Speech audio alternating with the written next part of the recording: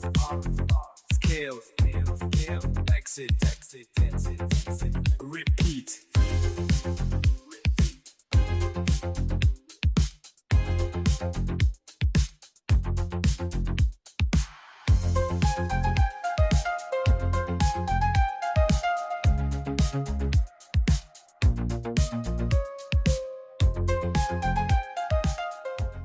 Welcome to Start, Scale, Exit, Repeat. Serial Entrepreneur Secrets Revealed and part of Startup Club. We have our co-hosts Michele Van Tilburg and Mimi, the editor of Startup Club. And today was pretty exciting because we launched our 12th newsletter today. I don't know if you got a chance to see that, Michelle. I know Mimi worked hard on that one with Kelsey, who also works on the team here, to put together a newsletter once a month to really help you figure out how to start, scale, exit, repeat. And this month's newsletter is the main article is on how to find that next $1 million idea. And that's what we're going to talk about today. We're going to talk a little bit about the book and some of the techniques we use in the book and what I've used in my career and what Michelle has used in her career to find that next $1 million idea.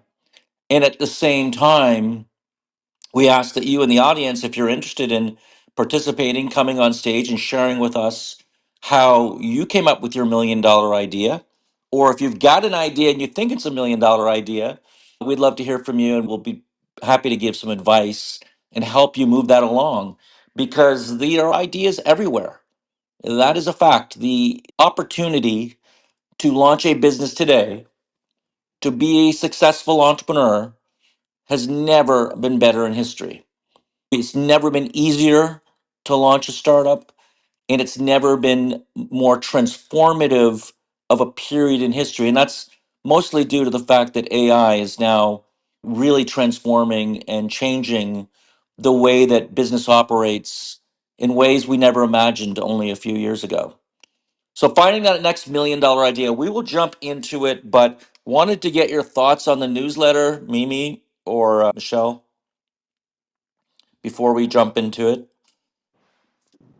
Yeah, I'll just say it's a perpetual job, right?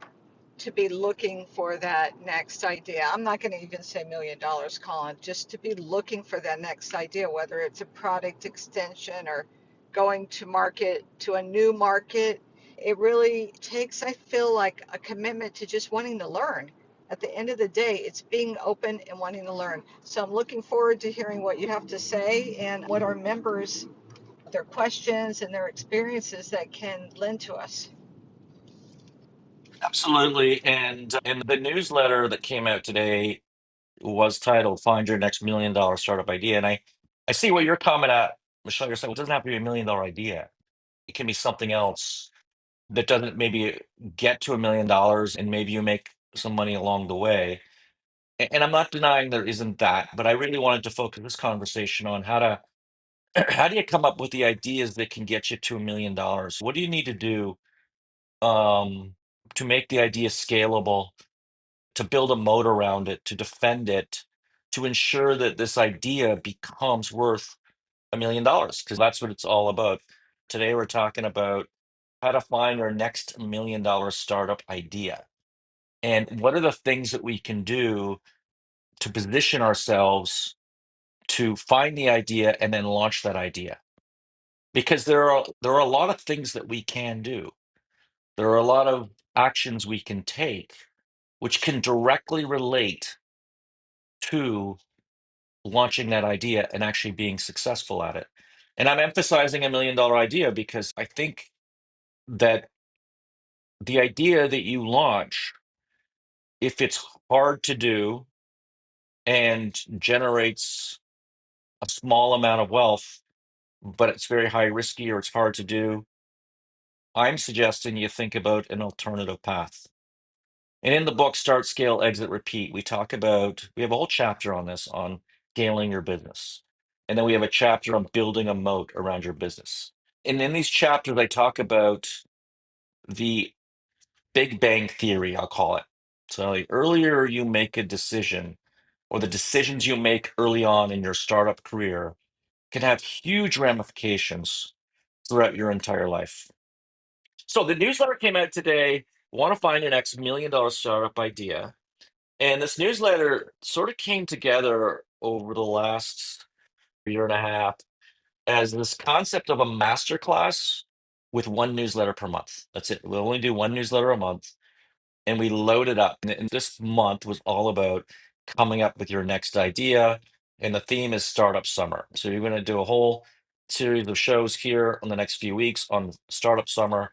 And we're going to cover all the things you need to do to really get your business started, to get that first $1 million startup launched. So in the newsletter, it starts with want to find your next $1 million startup idea. And I'm going to jump into that in a minute, but I just want to go high level on the newsletter for a second here, just so you understand what's in it.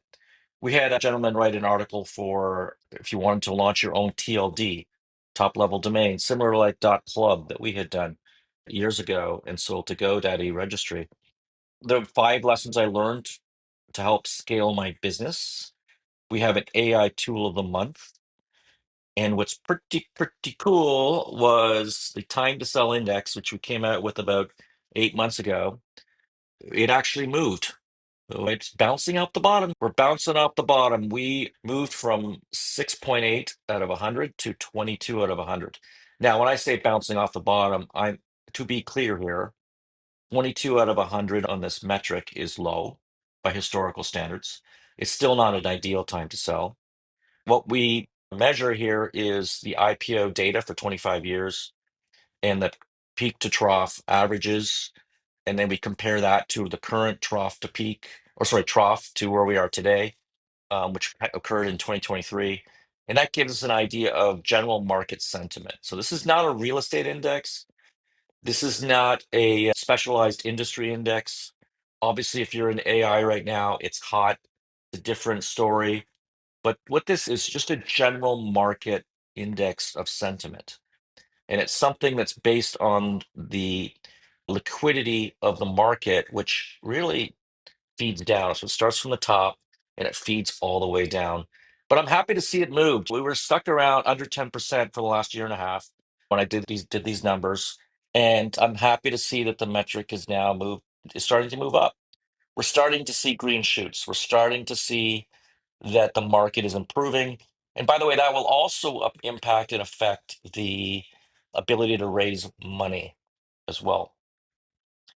Michelle, I wanted to come to you first to ask you about how you go about thinking of launching a $1 million product on paw.com.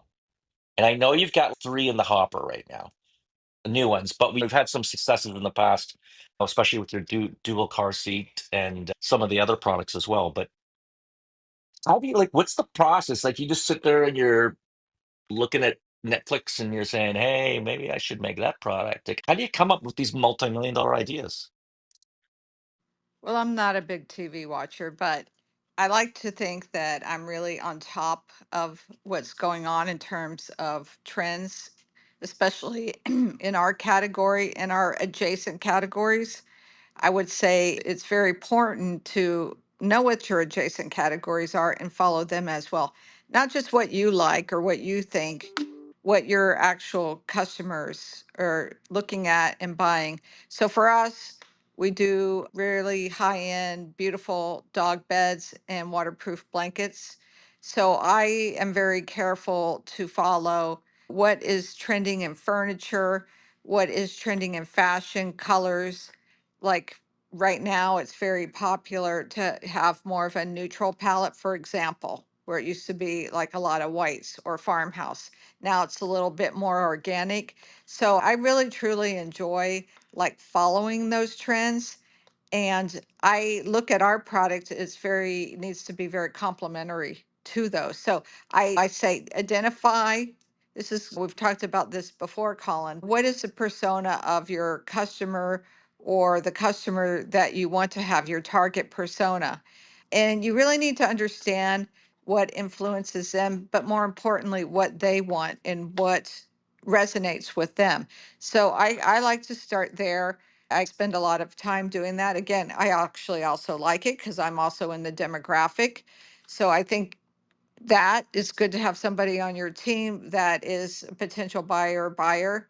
I think it's great to also be always talking to your customers. But here's the one warning I'm going to give people is what I've learned over many years working in product and marketing is that your customers generally don't know what they don't know, obviously, but they're not going to tell you typically what to do.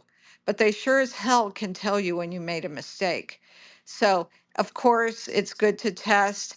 I'm actually starting to implement a higher up in the funnel test. It used to be like, oh yeah, we'll do a product and or an ad or whatever it is specifically or a UI on your website and do an A/B test. I'm now starting to look at like above there before I even go invest all that time and energy, like having a panel. And there are apps and third parties that you can use that are very reasonably priced where you can run concepts by before you even start to dedicate that next level of resources to it. But me, I'm just always looking around. I try to be very open. And I think the first thing, especially on the kind of product we have, is to realize not everybody likes what you like. And just because you don't like it doesn't mean that it can't be popular or it can't be, there's demand for it. But you do need to do testing and you do need to show and talk to other people. And in our case, dogs too. They're one of our best testers. Thank you, Colin. Absolutely. And I think what I heard there also is one thing we do touch on the book is you really do love it and you love dogs and you love creating products. I know you personally as well. You're very fashion forward as well. And you are very much into design, decor. You just built yourself a nice house and designed it and decorated it and all that. And you want to make certain that when people get pet products, that they look amazing in homes as well. And so what I see with you there is you're lining up your passions, your hobbies, your the things that you love to do, and you're saying, hey, wait a minute, this product could work really well if it looked like this. And I've seen some of the new products that you're coming to market with. They look phenomenal. That's one of the concepts in the book. And but let me start. Yeah, we do have a live show here again, and we have a new dog just walked into my office here. Just all right, you're done. The the article and the book kicks off with this notion that you can find an idea, and the first thing I'll say is give you an admission that it didn't work like that. It did not work like that for me. And by the way, it doesn't work like that for most people. Okay. And that's why I'm thinking, that's why I'm so big on this topic, because I actually think that it can work. I think that you can get these ideas into your, not every idea is going to work, but you can begin to vet them. And we'll talk about that process in a minute. But you can actually get these ideas and put them into play and you can plan them out. But my first admission is I didn't. I first started I worked on a farm, a family of farmers. Out of college, did that. I sold vegetables. I flogged vegetables for months. Not very scalable. And we worked very hard, got a lot of calluses. It was a very tough business. I saved a little bit of money, not a lot of money. It was my own business because I'm driving vegetables and to the market and buying and selling them. But it wasn't scalable. That was one thing I learned during that period of time. Now I had enough money, and with my brother, we started a business, a bulletin board service, and software rental business, and then it began to grow from there, and began to take off. And everything was just ad hoc. There was no me sitting there thinking, "Oh, this is what I should do. This isn't what I should do." Fast forward 20 years later, after doing several multi-million dollar companies, I was asked to speak at MIT and reflect on this. And this was actually the very beginning of the book, Start, Scale, Exit, Repeat. It was this quadrant, this graph, and this chart that I put together that showed every company goes through start, or entrepreneur goes through start, scale, exit, repeat. And within each section, you have the story, people, money, and systems. And at each stage, it's a very different model to operate. So I talked about that. And then I began to say, okay, let me reflect on the last 20 years and see if we can't figure out the formula for success. That's what we talk about on this show. Michelle, it's all about decoding what it takes to become a successful entrepreneur. And the first thing that I found was that more often than not, you do need to find a problem. And you've probably heard this one before, that people don't buy on opportunity. They don't buy because something is nice necessarily. There might be some differences in the fashion world and that kind of stuff, but they tend to buy because there is a problem they need to solve. Or there's a problem and they want to solve that problem by buying your product. So let's take Michelle's two-seat car seat dog bed, memory foam dog bed. They've got dogs that they go on long trips. They may be older dogs. They need the comfort of traveling, but also they don't want their car to look like it's one of these old cheesy dog beds that you see often in pet stores. And there's safety issues. You slam on the brakes, the dog goes flying, could even kill a dog. So that product was created to solve that problem. And when you find a problem in life, more often than not, you can take that problem and solve it for other people as well. And the next thing that I talk about in the book, after you've solved a problem, is to find an idea that can scale. And so in the book, we have a 1 to 5 methodology. We even have a GPT, a free GPT that you can use. It's in the newsletter. Yeah. Okay. Got it. It's in the newsletter. There's a GPT tool. I'm looking at it right now. And you can use this to test the scalability of your idea. And what we did is we went into a chat GPT. We created these free GPT tools based on the data that was in the book and the research that we had conducted. So this isn't just generic AI stuff telling you what they think. It's actually based on the data that the proprietary data that we put into the GPTs. And you can actually test your idea. And let me give you an example. My wife runs a school and it's in Fort Lauderdale, and she got to 108 students and then wanted to expand. And so we started talking about all these ideas. Okay, could we buy the land around the school? Could we add another floor? We're going to have issues with permits, and we're going to have to, how would we do this if the school's live? And it would cost us millions of dollars. And so ultimately, we decided that we cannot expand the school. There's no way to expand. So we simply decided to keep the school at that level. It was very difficult to scale. And that's a choice when you go into a business like that. There are some advantages. I talk about that in the book, that more regional, more geo oriented. You're not in a global marketplace of competition, but it is challenging to scale. Once you hit a certain level, it's challenging. Now you can do, there's things you can do by opening a second school. And the issue is the high costs of infrastructure. So let's say, take another example. You were to make products for Montessori schools, and now you could scale that to 10,000 units a year, produce them. And by doing that, you now have a more scalable model. That still takes a lot, as you, Michelle knows, inventory, right, Michelle? Can be very expensive to scale. Interest costs are very high. Inventory loans are very high. So it's got some challenges too, but maybe a little bit more scalable than running a school. But let me give you the last example. Let's take that Montessori school and let's create a platform for Montessori schools that provides a newsletter and has maybe some sponsorship opportunities for the parents of the students to advertise in this newsletter. And then let's launch that newsletter now to hundreds of schools. Oh, by the way, let's go into Montessori. Let's go into some other preschools as well. Let's expand this into, and now you've got a digital platform that can scale. So this is just a little bit of the methodology or thought process that goes into, if we want to scale our business, these are the things we need to think about. Or if we want to pick an idea that can scale, these are the things we need to think about. And let me tell you this, it is more easy to run a multi-million dollar, 10, 20, $30 million company. And I've done that several times. It has been a lot easier to do that than it is to run a school with 100 students and 18 teachers and dozens of parents and all the drama that goes along with the school and this, that, and the other. It can be a really big challenge. So think about the idea of scalability. I'm going to jump into moat and defensibility in a minute.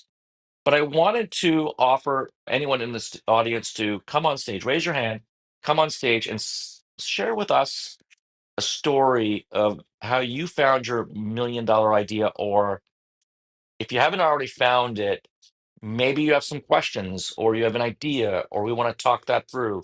We're Startup Club here and we're a community and we're all here to help each other out. Jason, I know you've been patient here, jumping right on stage at the beginning, one of our most favorite people coming on talking about startups. We'd love to hear from you, Jason, on this topic. Yes, thank you so much. I love helping startups because it's challenging, right? It's very lonely at times before you get other partners and staff. I think that it's very key because a lot of people skip the steps you're talking about in terms of doing a market analysis and target marketing. I was fortunate enough to study business, so these are just really core elements of what large businesses do. But as a starting before you're large, it doesn't mean you skip those steps and don't do it just because you're not huge, right? Like you have to do the analysis to see if you can actually prosper long term doing it, or because the thing is you don't want to just have like when you finally get your product built or your service up and running, then all of a sudden everybody floods the market and drowns you out.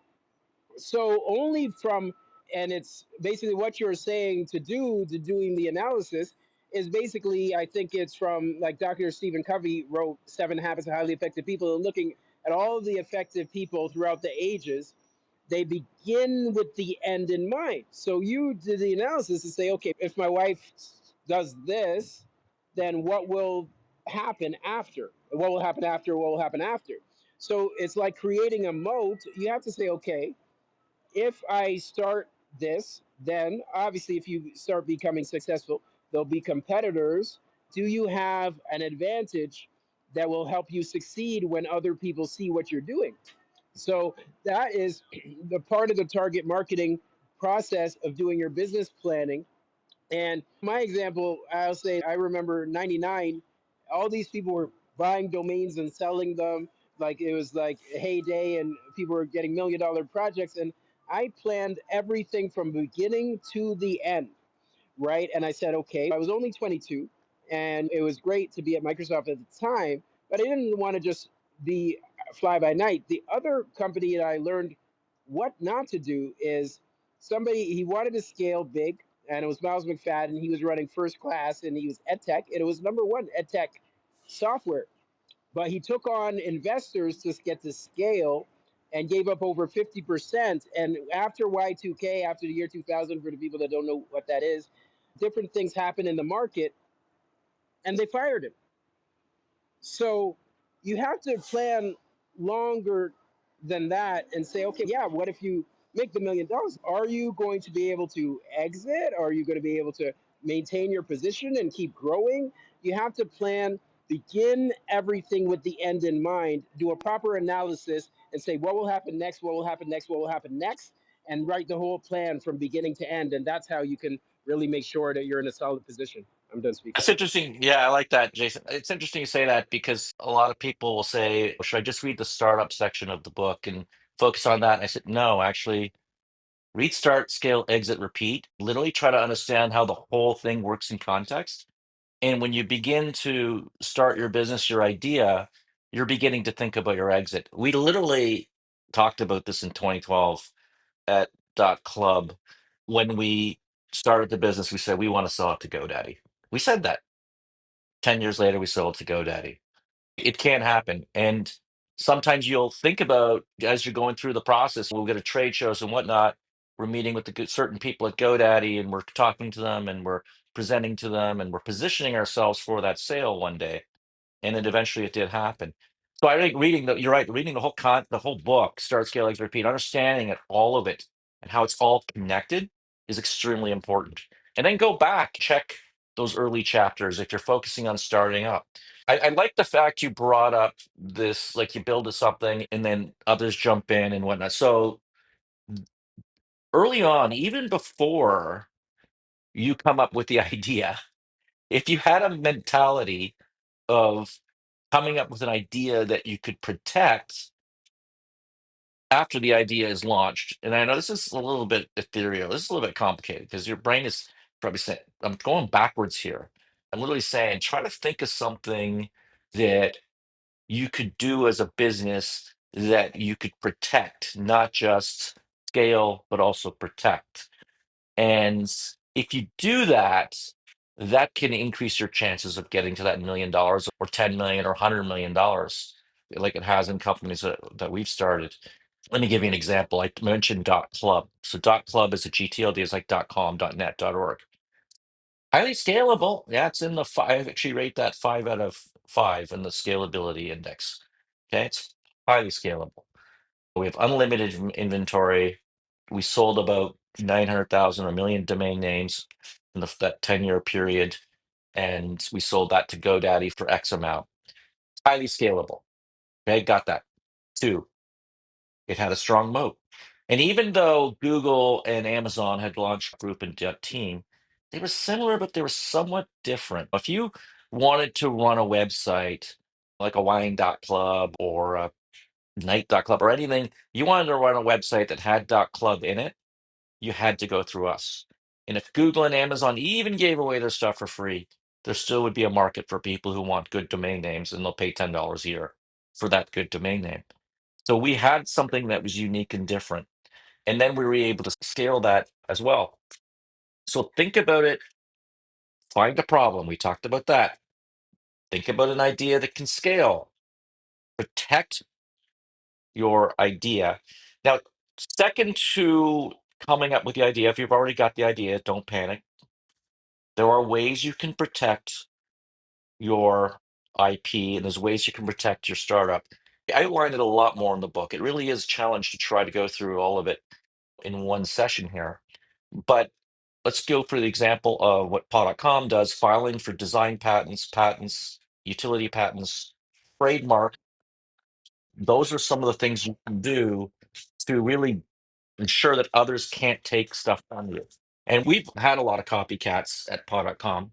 And what we do is we actually have sent letters and they have taken the products off the shelves, including with places like Costco. So having even a design patent, it's enough to scare off people from from using your product. And big companies don't like it when they look like they're stealing from small companies too. Not to say it's 100%, because design patents typically do not have quite the what other utility patents have as well. And by the way, you don't have to file your patent right away. You can file your patent after you launch the product. You have up to 12 months from it being advertised. Now, again, talking about some legal stuff here.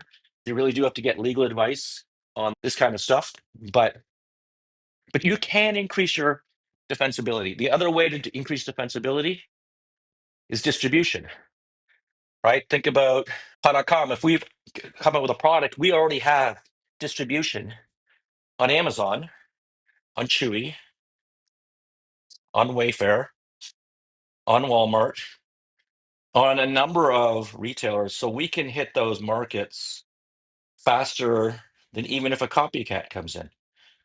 And if we're already, I call it the king of the hill strategy. You remember the king of the hill, Michelle, when you're a kid and you push the other person off and then the other person comes in, they try to take the king of the hill. If you are the king of the hill on Amazon, it's hard to get displaced.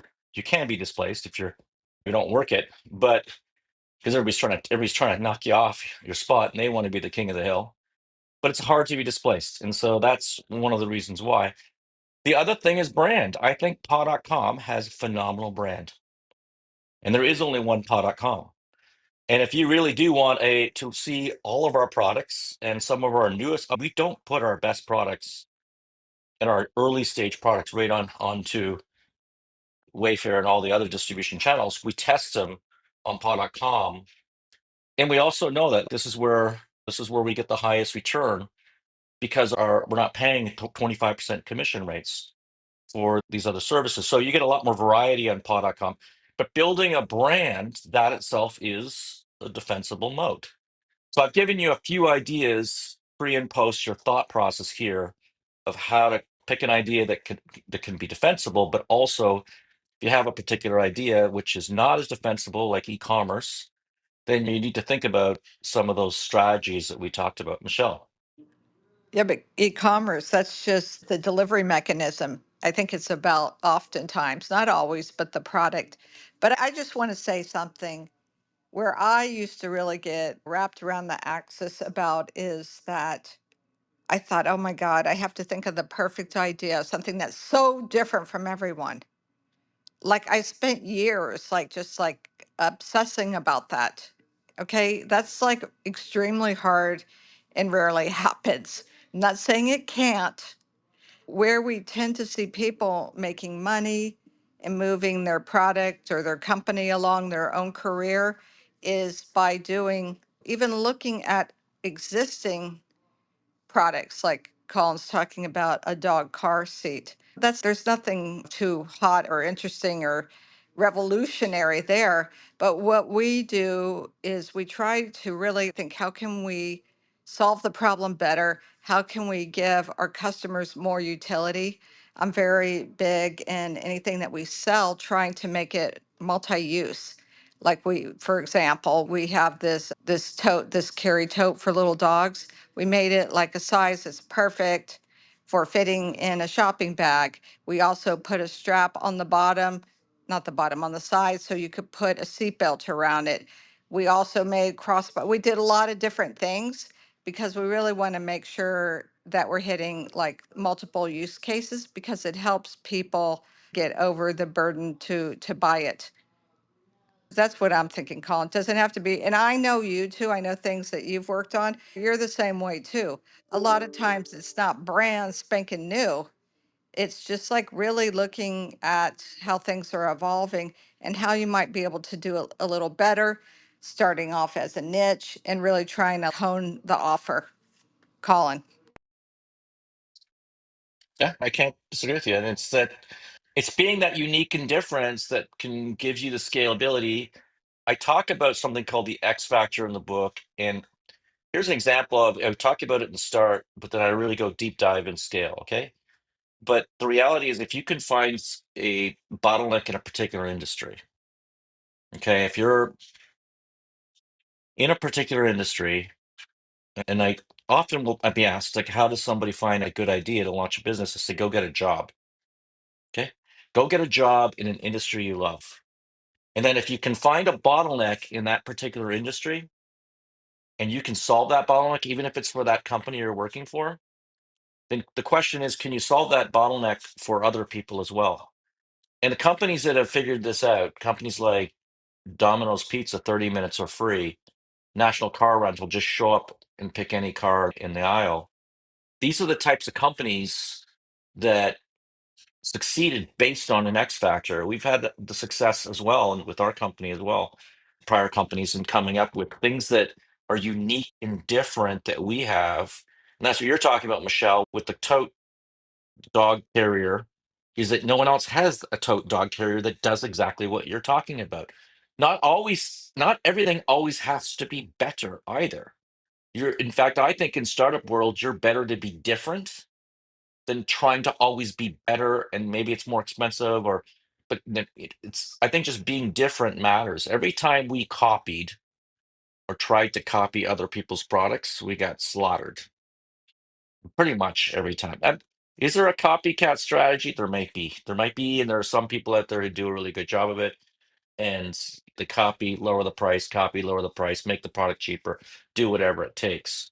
But that's not a strategy that's worked for me. I don't think it's a way to build a sustainable brand. The way that we've seen ideas become successful is when you can come up with an X factor. All right, we have Philip on stage here, and we'd love to hear from you, Philip, some experience in this area or just a question. Yeah, no, just I've actually been in this group before. I know the last time I came in, we were chatting about AI, but I appreciate you all for having me on stage. I agree with you and Michelle, man. We don't have to necessarily, it doesn't have to necessarily be something that no one's ever heard of or the next big new thing. We could literally be come across something that's already in existence, see how we can tweak that, make it a little bit better, or how we can spin that so we can gain traction in the market. But yeah, Not sure if you recall when I was last on here, I know you talked to a lot of people, but I'm with Pivot SI. We actually help small and medium sized businesses pursue federal, state, and local contracts. So we simplify the process for them, handling everything from registration to proposal submission so our clients can focus on delivering and growing. And then I like what you said, Colin, about finding a job. So I actually came across government contracting about 6, 7 years ago, maybe 5 years ago. It was on Clubhouse, and I decided to get a job with a company called CACI. They're one of the largest government contractors out here, up there with the Boeings, Lockheed Martins, and did contract management there. But in my time there, I saw that there's a lot of small business set asides that they either have partnerships with other small businesses and they were going after those, really creating a monopoly. And I'm not going to say eating up all the business because I feel like in that space there's unlimited potential for businesses to grow and expand. But I just know that some of those opportunities were being been eaten up by large companies because they already had existing partnerships in place with other small businesses, creating a win-win year over year or contract after contract. Then I attended a workshop with by a gentleman named Dion Rambo out of Los Angeles County. He has a workshop called Contract Ready, essentially just introducing this line of business to the public. A lot of minority, veteran-owned small businesses aren't really sure, don't even know that there's contracting opportunities set aside in place for them to pursue. So I just took it upon myself, like, hey, I want to take the route that he's going. He's a familiar face to that population, introducing it to them. They'll see his face and know, hey, this is something that we can definitely do. But I took a spin on that, and actually, instead of introducing contracting to them, we're, like I said, partnering up with other organizations, helping them become strategic and positioning them to get awarded those contracts themselves. A little bit about us. I can go into why it's so impactful. If you guys had any questions or advice, feel free to shoot.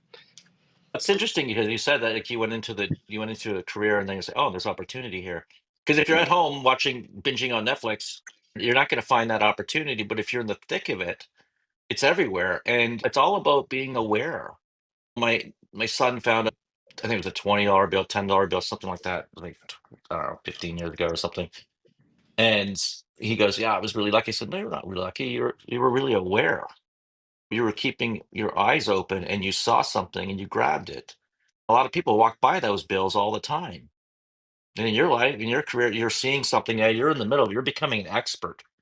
And when you become an expert, you can find those opportunities. You can launch your own business, and you can do it a lot more confidence. And you can also do it because you understand those bottlenecks. You understand what it is. You understood there's monopolies in this industry. This is a legacy. And some of those industries, by the way, where you do have those monopolies, they can be the best to break into. I know Warby Parker did that with Luxottica in the United States, and I've seen it happen when you get these companies that are older and dominant, and they just don't think out of the box. But we're in a transformative time. You brought up AI. We are in a period of time now where AI can be applied in that industry you're talking about right now. Have you thought about anything bringing AI into what you're doing right now? And I know I'm putting you out there right now, but Yeah, no, most definitely. We've been utilizing AI to help build our infrastructure, trying to automate everything. Because, of course, eventually we want to grow this out, not just stopping at just what we're doing now is we're partnering with other organizations for a monthly retainer, and then we're pretty much becoming their internal government staff, their internal government. I guess you could say, what's the liaison. yeah, you could use that. So pretty much there's the monthly retainer, and then we get a percentage of the awarded contract after that. But like I said, we saw this in the market where they offer grants. We want to go to the nonprofit route where we're partnering with other agencies and pretty much just helping out their small businesses, whatever area. I don't care if they're in California to New York. There's some scalability with this, and we're not just stopping at, hey, we want to serve, we want to partner with companies, we want to actually help disenfranchised companies across America with this.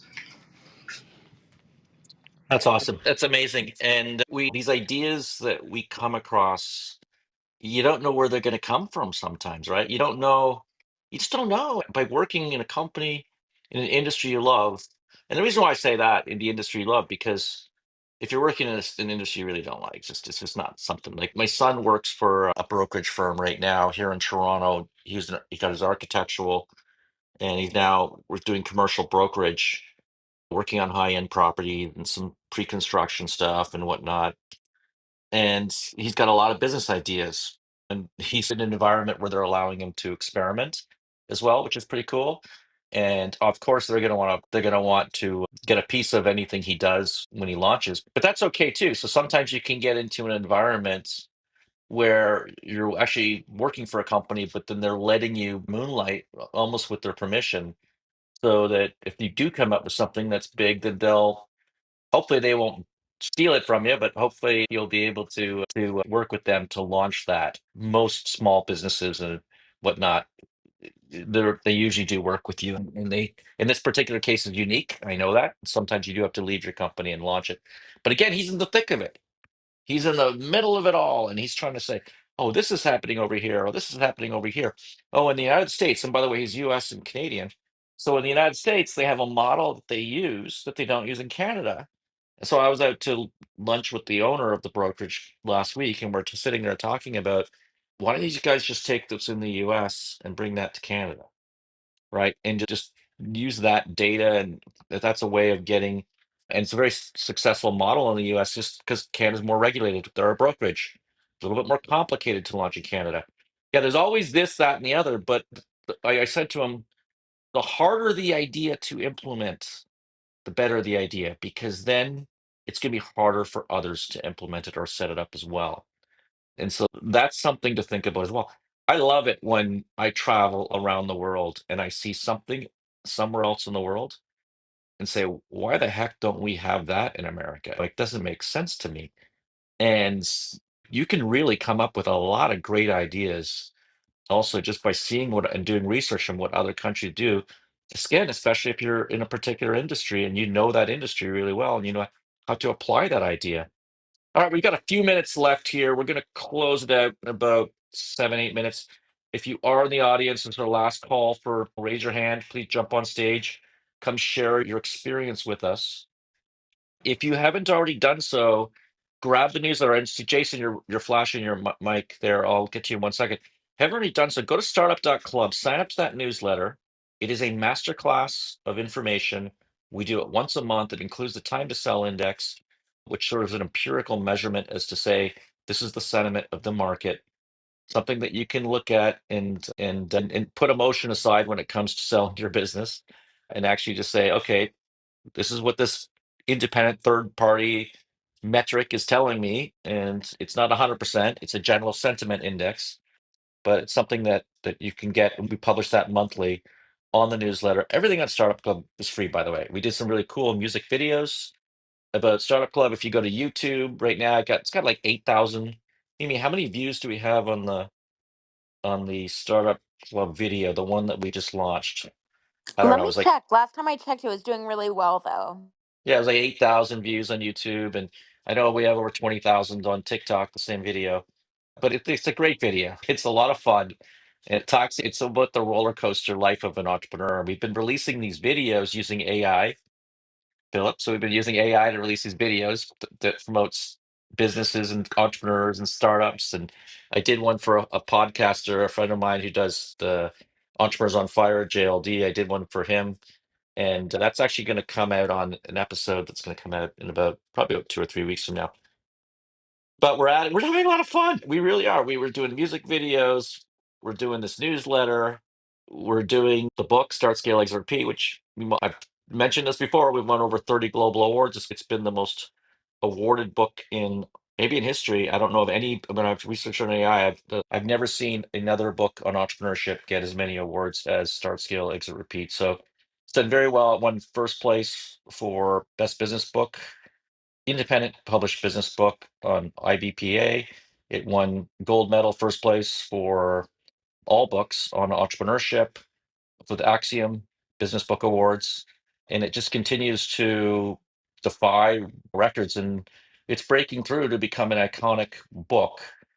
Something that I quite frankly did not expect. I was in New York was raining. It was my wife. It was my birthday, actually. It was my 55th birthday 2 weeks ago. And we just walked in at Barnes and Noble, and there, right on the shelf, was the book Start, Scale, Exit, Repeat, beside Good to Great and 0 to 1. And it was featured book right there. And oh my gosh, I couldn't believe it. It's exciting to see that. I didn't know people actually went into bookstores these days. Everybody buys it on Amazon or Kindle or Audible, but that's available.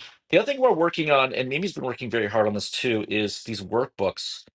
We came out with the Start workbook, and it is the most comprehensive workbook you can buy. It is actually, it has the ultimate checklist, which we're going to cover in the show later in the summer, but it has the ultimate startup checklist. And I'm not talking about get business cards and get a bank account and register your name. I'm not talking about those kind of things. I'm talking about all the things you need to do to launch your business. And it starts with that idea, and then you need to take those ideas to action. And one of even those early first steps, what are the things that we've done when I get an early idea? And by the way, I might get an idea and I start acting on or vetting the idea and acting on it and then shut it down 2 weeks later. That's okay. That's okay. That's 100% okay. I have one story, then I'll close it out here. Back in 2006, was sitting in a dacha. Is this a cabin in on a farm in Ukraine? We have about 800 people who work out of Ukraine in IT services in one of our companies. And we came up with this idea for an app that would, because we were traveling all over the world and we get stuck everywhere we go. We could not get a taxi. So we said, let's take the iPhone, let's take the GPS, and let's create an app where we can track the taxis coming to us. We press one, we even called it My Yellow Button. Okay. So we even got registered the domain name. Still have the domain name today. My Yellow Button. And you click the yellow button and you could see the cab and it comes towards you and you get in the car and go. Obviously, you all know that Lyft and Uber launched and it became a multi-billion-dollar idea. But we took that idea. We were running at the time. We ran a company called Brisk Mobile, and it was developing apps. And we said, "Listen, it's a great idea. We liked the idea." We went home. We didn't do anything on it. We didn't act on it. We kept coming out with a few games that some of them were hits, some of them were not. But the fact of the matter is, the company never amounted to anything, and we never took idea. We never took action on that idea. So don't be that individual who sits there and says, "That was my idea," and then they did it. Don't be that person. Be the person that just takes action. And in this startup guide, the start guide that we have, we go from the very first thing, the second thing, the third thing. I like to do, very first thing I like to do is pick a name for the business, try to understand who it's targeting, the persona, those kind of things, but then pick a name. And then I don't but register a domain name first. I go to the USPTO. I believe in Canada, it's the Nuance database. I go to one of those databases and I search for the trademarks to make certain. And I can't tell you how many people make a mistake by trying to launch a name and someone's got the trademark for the space that they're trying to go into. And it turns out to be a $100,000 disaster 12 months later because they have to rebrand the company or could even take down the company. And then I register the domain name, and there's a lot of domain options. We talk about that. And then I create the logo and the thing, and, the website, all that kind of stuff. And it starts to materialize. You take an intangible, make it a tangible. It starts to become something, and then you start vetting it with people, as many people as you can, not the naysayers like your mom, not the naysayers like those I'm talking about, the ones who don't believe in entrepreneurship, who just believe you should go just get a job or whatever it is. Trust me, I've been surrounded by that in my early career. You want to find people who you can trust, maybe in an incubator. That's one of the other steps I talk about is joining an incubator, getting a mentor like from SCORE. We cover it all in the Start workbook. In that workbook, we just put on sale for I think $9.99 on Amazon for a week or two here. And then we're now working on the Scale workbook. And I've partnered with Dan Larson. I've partnered with Jack Daly. I partnered with Patrick Tian, who runs Rhythm Systems. And Jack and Dan were the ones behind the most popular sales, one of the most popular sales books in the world. And we're going to be launching the Ultimate Scale workbook. And there'll be no workbook that will compare to this. None. And that's going to come out hopefully in the next 30 days, 30 to 60 days. that's going to help you scale your workbook. That being said, we have a lot of GPTs, a lot of AI tools that you can use. And in the workbook, you just simply scan the QR code. You see, take the exercise in the start workbook. I'll give you an example. You want to find out about your own personality profile. And this is important. This is an important concept. This is understanding your personality profile and the types of profiles of individuals that you want to hire for your company or you want to partner with, or they may be consultants, it doesn't matter, but you have to understand your own personality profile. This is one of the most first things you really do have to understand and be honest with yourself. But when you take one of these tests, as long as you're honest, it'll come out very accurate. And then what you do is you begin to fill in the holes so that you don't go to market with something that you don't have the sales ability or the organizational skills or operation.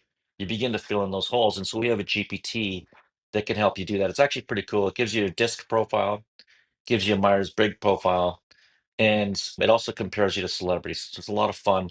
You can get that from the workbook. You just scan the QR code on the workbook. It'll give you the GPT. I think we had about 10 GPTs in that workbook, and we're adding notebook LLM deep dives for every chapter. So you can read one chapter in the book and listen to the deep dive LLM.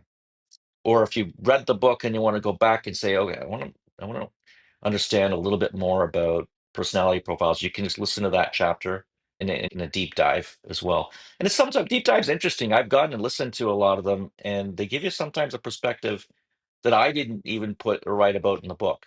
So it's actually very interesting. All right, so that's been the show. Start, scale, exit, repeat.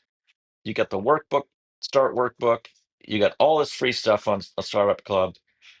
We're expanding very quickly. TikTok is blowing up for us nicely, which is great. Great. YouTube is doing very well for Startup Club. I think we're Startup Club underscore HQ on TikTok. Is that right, Mimi? Yes. Yep. Yeah. And then so if you go there, you type in Startup Club underscore HQ, listen and watch those videos. They're the one I really enjoyed the second one called Entrepreneurs. And it really is inspiring. And you can identify, if you're an entrepreneur, you'll identify with this video. All right, Michelle, any last words before we close out? No, this has been a great session. Just thanks everyone who joined on the community. We had a nice audience here and some phenomenal speakers. So thank you again. And Colin, we'll see you next week. All right, have a good one. Start, scale, exit, repeat.